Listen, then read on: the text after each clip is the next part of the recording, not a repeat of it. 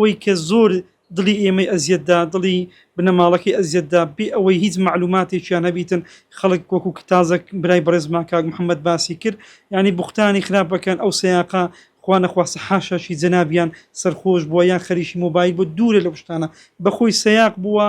و دوو منداڵی خۆی لەگەڵدا بووە بۆیە تکام وایە بەڕاستی مسلمانانی خۆشەویست بەتایبەتی ناو میلەتی ئێمە ئەزیەت و ئازاری ئەو خەڵکە نەدرێتن چیتر بەڕاستی زۆر زۆر گرینگە زۆر زۆر مهمە لە جێگای ئەوەی کە ئێمە دەبی دوعای خێرمان هەبیتن لە بۆ ئەو جۆرە کەسانێک کە تووشی حادیسە دەبن نەوەکو بەڕاستی بوختان و قسەی ناشرینیان بەرامبەر بکرێ بەڵکم بڵێ خوایە شیفایان لە بۆ بنێری لە بۆیان ئاسان بکەی بەبێ زانیاری قسەکردن لەسەر خەڵک کارێکی زۆر زۆر خراپە دۆخیان بەرەو باشی دەڕۆ بەڵام یەک لە منداڵە کچەکەی بێهۆشە داوا ئەکەین لە خوای گەورە و لە بینەرانی بەڕێز و خۆشەویست کە خوای گەورە